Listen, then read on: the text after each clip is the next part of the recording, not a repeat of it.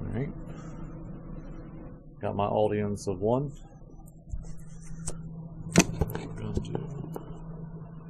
Get that set up right there.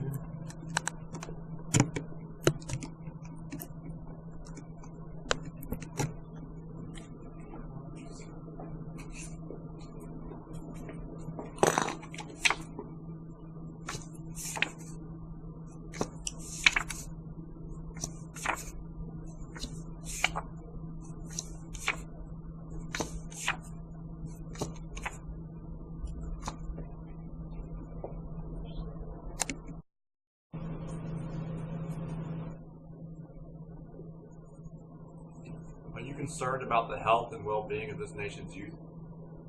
If not, you should be. According to the CDC, as of 2010, 1/3 of our nation's youth is either obese or overweight. Did you know that there's a direct relation of physical education to health, behavior, and academic performance? And yet, a report by the Institute of Medicine of the National Academies stated due to budget cuts, 44% of our nation's schools have cut significant time away from physical education or have cut it out altogether. These two statistics that I just mentioned do not share a positive correlation.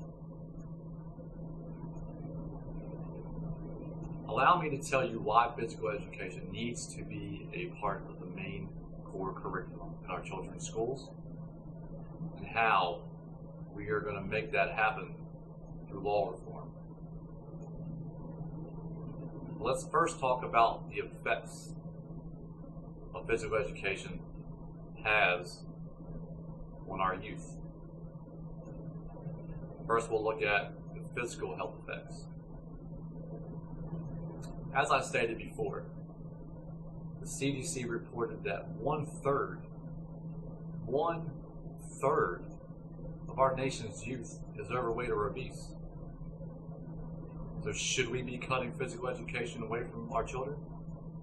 I think not.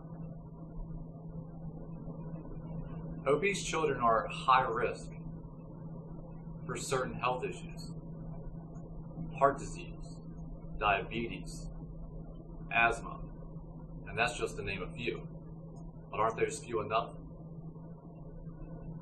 Another effect is the possibility of low self-esteem in our children.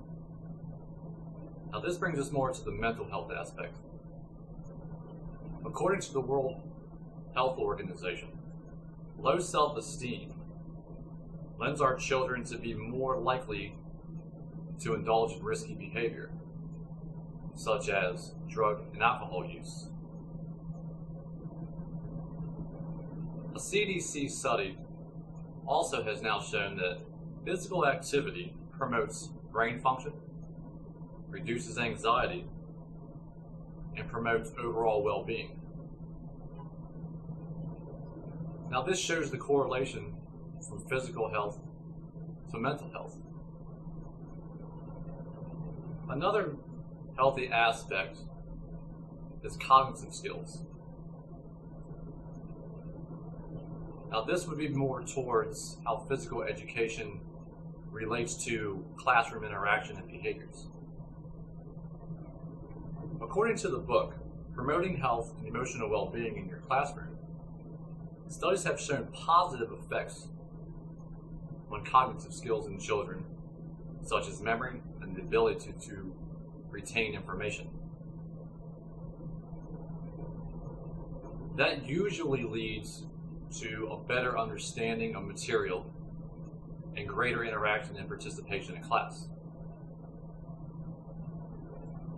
Now with that being said, typically we find that kids who interact more and more involved, who have a greater grasp of the information, get better grades. But let's look at the flip side of that coin. Now I pointed out the correlation between physical education and potential risky behaviors. A study by the CDC showed that high school students who engaged in negative behaviors, such as drug and alcohol use, for example, the majority of these students earned mostly C's, D's, and F's. That is not good enough. Now, I feel I have painted a vivid picture of the possible side effects, negative effects, of cutting physical education away from our nation's youth. Now I will tell you how you can help me make a change. We all need to be involved. Whether you have children or whether you don't, the nation's youth will be in charge someday, and they deserve all the advantages we can give them. We need to push for law reform. Did you know that there is no federal law mandating physical education? According to the Center on Budget, Policy, and Priorities, only 2% of federal budget goes to education in the fiscal year 2012. This is at a $3.5 trillion. Only 2%, which means out of that 2%, only a small portion actually goes to physical education. Law can change this. By going to your state's government website and calling your local government and state officials, you can find the names and contact information for your representatives in Congress.